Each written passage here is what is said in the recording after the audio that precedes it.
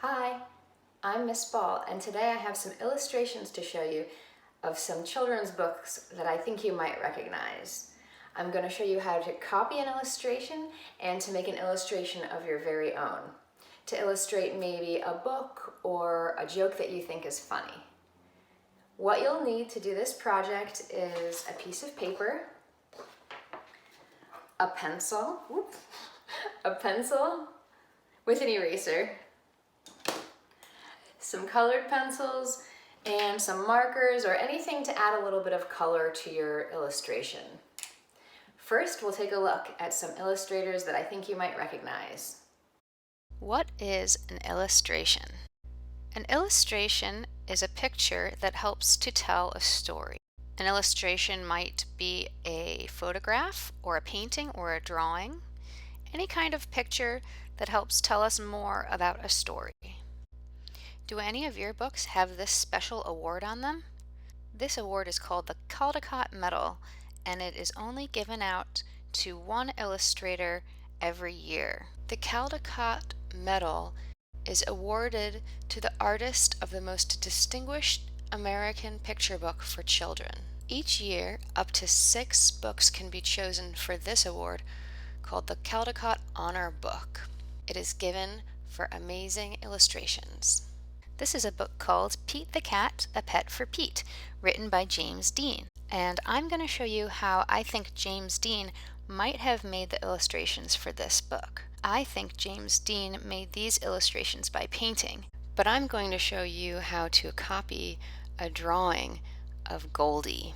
Goldie is Pete's pet fish. This is an illustration by James Dean, who wrote all of the Pete the Cat books. What do you notice about this image? What colors do you see? How do you think he made it? When I'm copying a picture, I always have an example of it so I can look to see what it looks like.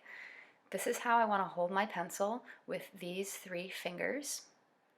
You can hold your pencil like this, which is good for shading and sketching, or like this, and this is good for drawing smaller details. You do not want to hold your pencil like this, though, because you don't have as much control. When I start my drawing, I'm going to look for the big shapes of the fish. So that's the body, which is kind of like an oval shape, and the tail fin or caudal fin, and that's kind of like a triangle. The top fin here is the dorsal fin, and the bottom fin is the pelvic fin. I'm sketching very lightly around the body, and you'll see me do this many times. And what I'm doing is I'm trying to find the shape of this fish Goldie. Here's the front of the face, the smile, and the eye, and this is called the pectoral fin. You might notice me tapping my pencil back and forth, and what I'm doing there is I'm measuring.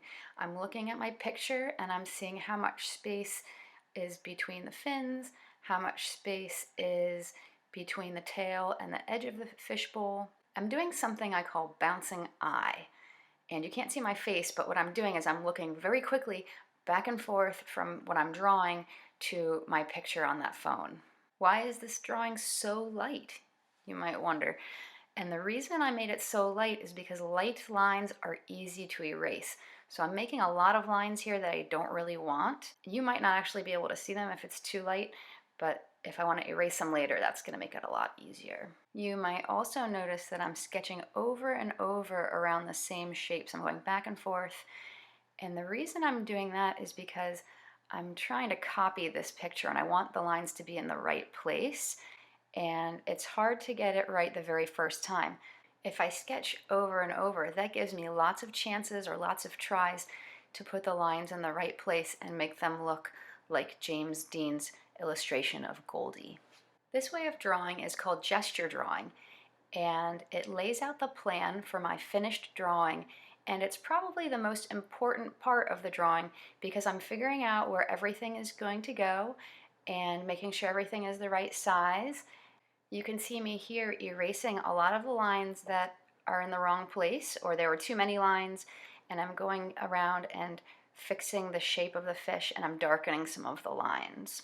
If you're copying a piece of work, you want to take your time and go slow and make sure you get the foundation or the groundwork of your drawing just right before you start adding any color. When I fill in with color, I always start very light and then make it darker. Notice how I'm holding the pencil here. I'm holding the pencil sideways when I do the shading with color, and this gives me a chance to work a little bit more quickly because more of the tip of the pencil is touching the paper. Because I'm copying this picture, I'm not getting to make a lot of choices. I noticed that this picture only has 2 colors, so I'm only using 2 colors. When you do a drawing, you can make your own choices and pick the colors that you like. I think you can learn a lot by copying someone else's artwork, but I also think that it's a lot more fun to make your artwork your own. What are some ways you think you could make your drawing your own? How could you change this to make it more interesting or more fun for you? After I finish this drawing, I'm going to make my own drawing inspired by James Dean's illustration. Coloring with colored pencil takes some patience because it takes a while to build up the color, and it's a slower material. But if you wanted to fill in with color more quickly, you could use marker or paint. To put the finishing touches on this illustration, I'm going to use a pen. And one of the things I really love about this illustration is the way James Dean uses line, and we call that line quality. So that means that the line is different. It's not the same line. In some places it's very, very thin, like one single line, and in other places it's really thick, like maybe 10 or 15 lines all next to each other. And that makes for an interesting drawing. Now that I'm finished copying this drawing, I'm going to make a drawing of my own. So I'm going to take James Dean's idea from his Pete the Cat book, and I'm going to make something a little bit different because I want to make it more my own because I think it will be fun. So I'm going to make a fish tank too, but mine's going to be a little bit wider. I think I might make more than one fish.